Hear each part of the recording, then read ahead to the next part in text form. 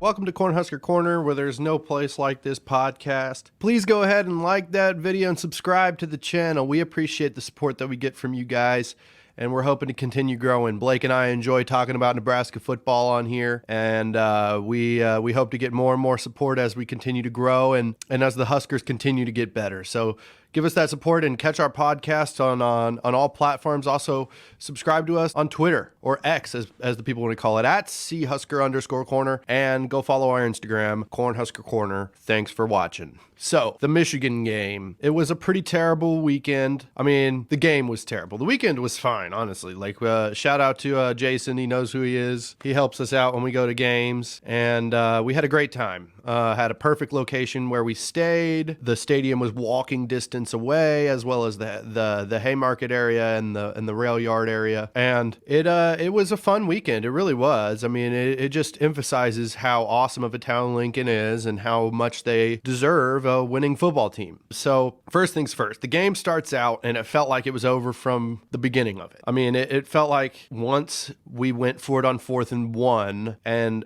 came out in shotgun, and didn't get it. It felt like the game was over from that point on. In my mind, the game was over when we were down 2 scores because, like I said last time on the podcast, we have now become a Big Ten West team. And what is a common factor of Big Ten West teams? They can't really come from behind very well. That's just a reality. Most Big Ten West teams, most years really, especially the last couple of years, you get them 2 scores behind and pretty much you have them beat, unless you're Nebraska. But anyway, so yeah, once we were down 2 scores, I felt like the game was over and you really felt the air drain from the place. And the funny thing was, on that 4th and 1, I was actually in the bathroom and I felt the air drain from the bathroom because it really just felt like nobody cared in there, to be honest with you. So the game day environment, as far as in the stadium, was not the best, but you can't really blame them. We still filled the place. Nebraska fans still filled the place. But once the game started and once you got a real good view of what the trenches were going to be looking like for the day, it was obvious to, I think, all of us that this was not going to be going well, especially, like I said, considering we're not a come-from-behind team. So that was just a good old-fashioned ass whooping, and you got to tip your hat to Michigan, man. I mean, they have athletes at every position, and I think if we play our best football on our best day, it's still probably a loss against them. They're that type of team. I mean, so it was a combination. They played really good. We played like we didn't want to attack. We played like we haven't played all year, really. We played, had some missed tackles. Our trenches were really getting, they were getting outworked. I don't want to say they were getting manhandled, but the score dictates that they were getting manhandled. So yeah, I appreciate Lincoln. I appreciate the trip that we had to Lincoln, but I really want to go to a game that we're not going to get killed next time I go to Lincoln, because people talk about athletes on their way home from a loss and how hard the plane ride is, and I sympathize with that. It's definitely even worse if you are an athlete, but when you live a plane ride away from Nebraska and you give up things for the weekend, or give up business or something like that to go for the weekend, because sacrifices need to be made if you want to take off that Friday, basically. I mean, it's disheartening to have that result. So it's going to get better.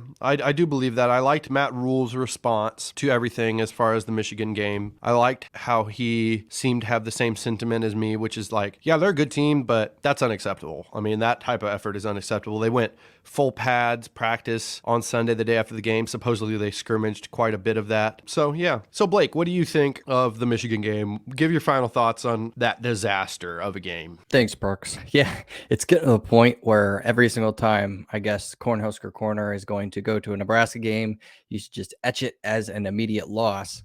It is fun to be in Lincoln. It's fun to be there for the game. It is not fun to sit there and watch your team get absolutely manhandled. But what's funny is, like, being there, one of the most key parts when I knew that, it just was not going to go our way is with a game like it was against a team that is obviously better. You needed like some bounces. The ball needed to bounce in a good way. Stuff needed to go in a positive direction. But once that tip interception happened, I just kind of knew that it wasn't going to happen. It wasn't our day. And another time we drove down to the red zone. I think at that point it was only like a 2-score game, and then it just really just got out of hand. They stopped us on a quarterback sneak. My Eagles would be very disappointed. And I'll tell you this, Michigan really is a good team. They've been getting a lot of flack because they haven't played anybody. Heck, we've even said that on this show, but you have to tip your hat to them. They've beaten everybody. Nobody scored, I think, more than 7 points on that defense. And I didn't expect us to really either. I'd have been pretty shocked. But it's really a testament to how Harbaugh has that team rolling. It should be really interesting to see them play a good team. From what I've seen, I don't know if there is a better team than them in the Big Ten. The closest thing that I would see as a complete team is actually Penn State. So I'm going to be really interested to see them play and see how that one turns out. But congratulations to Wolverines. That's really all I have. Nothing really positive. Couldn't get it done. Maybe next time.